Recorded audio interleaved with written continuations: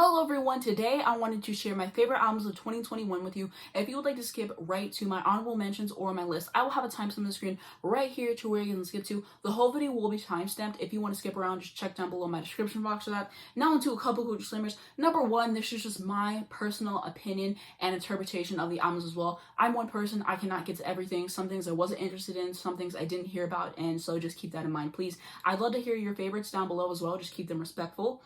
I'm going to be reading on my phone as I always do. Sorry for any background noise or dust particles that may occur throughout this video. Everything that I reference in this video will be linked in the description if you're curious. If I have any notes that I forget to add, check down below. I might have a pinned comment.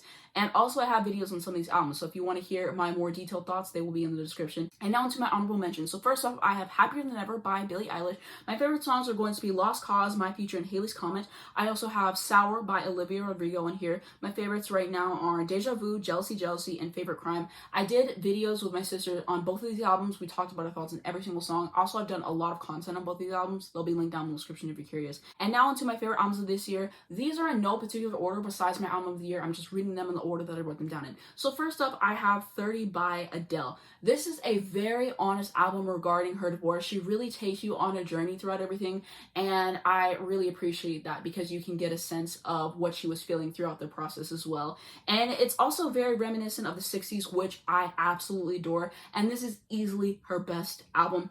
And you're going to get those heart-wrenching ballads that just really hit you whenever you listen to them and you feel everything. But she's also giving you some great up-tempo tracks that I wasn't particularly expecting, but are an absolute delight to have on this album as well. And I'm really glad that she wasn't afraid to try something different because it goes over well with me for sure. And plus, her vocals on here are absolutely insane. I enjoy the places that she goes with her voice as well. And my favorites are going to be My Little Love, those little moments with her son, and the voicemail on there. Wow, that is just absolutely shattering. You just feel something really intensely whenever you listen to that. And I also love the instrumental so much and just the way she delivers her vocals as well. Also really like Women Like Me and Love Is a Game. What a fantastic closing track, I must say. Next is going to be An Evening with Silk Sonic. This is a great R&B and soul album. It pays tribute to the 70s well, but they also have their own style in it as well. And I think that charisma just oozes out of this one on every single song you hear it. And Anderson and Bruno work so well together with these soaring, powerful vocals, these catchy lyrics, and the production is stellar as well. And I really like that they had Bootsy Collins on here. I think he adds a lot to the album as well. My favorite songs are going to be Smoking Out the Window, Put on a Smile, and Blast Off.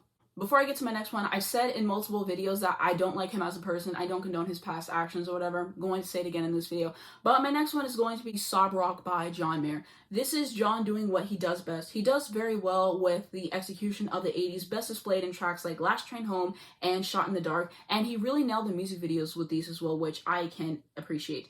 And there's also more introspection to be found in a song like Shouldn't Matter, But It Does. You're going to get those amazing guitar solos, and the music on here is phenomenal, which you have come to expect. Also, these nice vocals and lyrics that will get stuck in your head as well, of course. And the cheesiness of the songs works well for me. It reminds me of Reese. It reminds me of just that era, and I think it's just put together nicely.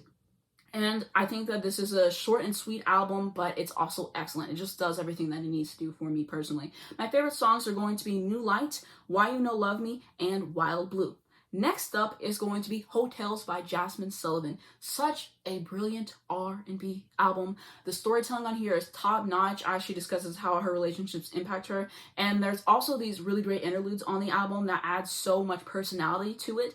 And lyrically, it's just great. I feel like there's so many lessons displayed in every single track that you can take and you can apply them to your own life and just really live your best life. And so I like how she just packaged everything as well. And she has such a smooth, silky, powerful voice. And my favorite songs are going to be Pick Up Your Feelings, Price Tags featuring Anderson .Paak. One of my favorite songs of the year. His verse is absolutely phenomenal. I just love this song so much. They both did what they needed to do in this song. And lastly is going to be The Other Side. Next up is going to be Moments in Between by Ruth B. This is a very refreshing album. It is a noticeable improvement from her debut, and I think that it will age better than her debut for sure. She continues to impress with these beautiful vocals, lovely songwriting, and melodies that refuse to leave my head. And I also love the production as well. It's just a very light and pleasant album to listen to. My favorites are going to be Situation, Dream, Favorite, and Moments in Between. Next is going to be Flowers for Vases / Descansos by Hayley Williams. She plays all the instruments on this album, which is insanely impressive to me. I love the guitar all over it, the piano, and all the other instruments and production on here as well.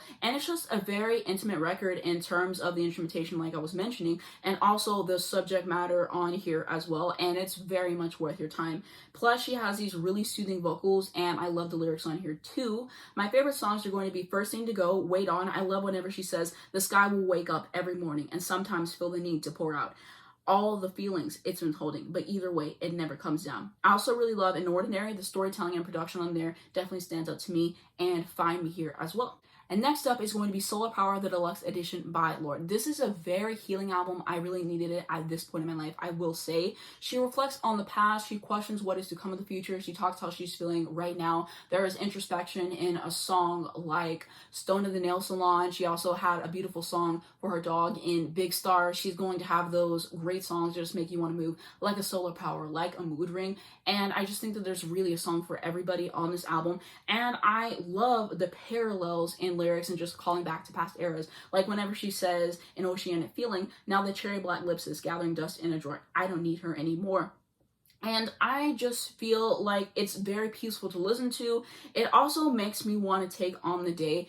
It's very different from her first two albums. There's a lot of guitar all over this album, but I absolutely enjoy what she brought to it. I'm glad that she didn't feel the need to just replicate what she's been doing. She wasn't afraid to do something different with this album, and for me, it goes over well, and I think that it is a joy to listen to. It's just symbolizing, reflecting on the past and how that's affecting you, but not letting it affect you to the point where you can't move forward and stuff. She just really lays everything out all in these songs. There's a song for everybody, like I was saying, and so that is just definitely something I wanted to note as well. My favorites are going to be Fallen Fruit, which is a career highlight. I've said it before, I will say it again. The harmonies in that song alone make it one of the best songs on the album. Secrets from a Girl Who's Seen It All, Helen of Troy, and Hold No Grudge, which are two of her best songs. I get why she put them on the deluxe edition because sonically they are different from the rest of the songs on the standard version, but some of her best work, so good. And I would highly recommend this album if you haven't heard it already. It has been something that I've listened to so many times since it's came out, I will say. When you listen to this album, you're going to get that great songwriting that you've come to know and respect and revere by Lorde. You're going to get that lovely production by Jack Antonoff on every single track. And I love that this is an acoustic record. I love that it's an indie record. I love that it's completely different from Melodrama, and I just really appreciate what she did with it. Next up is going to be Daddy's Home by St. Vincent. This is such a stunning album. You can hear the 70s all over it, and it has the best instrumentation out of every single album on this list for me. This guitar especially stands out, and I just love it so much. I don't hear it all the time, and just the way that it was utilized on this album, absolutely wonderful as well. And the chord progressions are very interesting to listen to, I must say. And the production is just some of Jack Antonoff's best work that he has ever done. And the entire album is very psychedelic and warm. Her vocals are brash and vibrant. The songwriting in here is fabulous. And this album just has a lot of personality in every single track. My favorites are going to be Daddy's Home, about visiting her father in prison. I just love the way that everything comes together and just the way that the song is sequenced. She does it super well. The Melting of the Sun and Somebody Like Me. Next is going to be Home Video by Lucy Dickens. This is such a solid album. She has such a gift of storytelling and writing lyrics that are going to make you laugh and lyrics that are just really going to hit close to home for you as well. Plus, she has a pretty nice voice, and the instrumentals and production fits so well for every single song. A lyric that stood out to me is in Christine whenever she says, "But if you get married, I'd object. Throw my shoe at the altar and lose your respect." And she said that that was a reference to whenever those shoes were thrown in a bush, which I just thought was hilarious. It has always stuck with me every single time that I listen to this album. My favorites are going to be VBS, Cartwheel, and Brando. And she did an article with Pitchfork where she went through every single song. She talked about what they were about. I'd highly recommend reading that and listening to this album if you haven't already. It gave me so much more insight, made me see the tracks differently, I must say. And now to my album of the year, which is going to be Sometimes I Might Be Introvert by Lil Sims. So I listened to a bunch of different albums this year, and I found stuff that I really enjoyed, but I was just waiting for something to knock my socks off, something that was going to really captivate me, and just something that whenever I listened to it, I couldn't deny that it was going to be my album of the year. And I just hadn't found that until this past week whenever I finally did get to this album, and I listened to it everything clicked and I said, yup, this is my album of the year. It is just a masterpiece through and through. This is an amazing rap album. It is lyrically fantastic, wonderful instrumentation, and the features are tastefully done as well, I must say. She's a master at her craft. You listen to the first song and you really enjoy it and you're like, wow, she really did what she needs to do. And then every single time you listen to a new song, it's just she keeps topping herself. She keeps just raising the standard and she just keeps showing her talent, and that is just something that I really had to say. And the production on here is incredible, and it's a very immersive experience to listen to as well. And if you're going to listen to anything that I talk about today, listen to this album. I'm telling you, this is absolutely it. It is the definitive album of this year for me personally. My favorites are going to be Standing Ovation, How Did You Get Here, and Misunderstood. I really love whenever she says, I write words for a living and still can't communicate. Yeah, that is going to be my list for this year. There's been so much fantastic music released this year, and I was so thankful to bask in it and stuff. And I have discovered so much music this year. Some of these picks on my list, I hadn't even heard of these artists before, like Lucy Dacus, like Lil Sims. I was just looking online. I was like, what albums are people saying are really good? And I checked those out and stuff. And so I'm always looking to branch out. I'm looking to listen to new stuff. And this year has been my biggest year in terms of music discovery. I've really been trying to listen to a lot of different stuff, and it's just been very pleasant overall. Also, a lot of amazing songs released this year as well. And I will be doing a video on my favorite music that I discovered this year, and I also will be doing a video on my favorite songs of this year, so subscribe to see that as well. Also, like I've said before, I've done some videos on this album. I have a bunch of videos on Solar Power. I did some videos on John Mayer. I've done some videos on Billie, Olivia, all that kind of stuff. So I will have all those linked down below the description, and of course everything that I reference if you guys would like to check that out as well.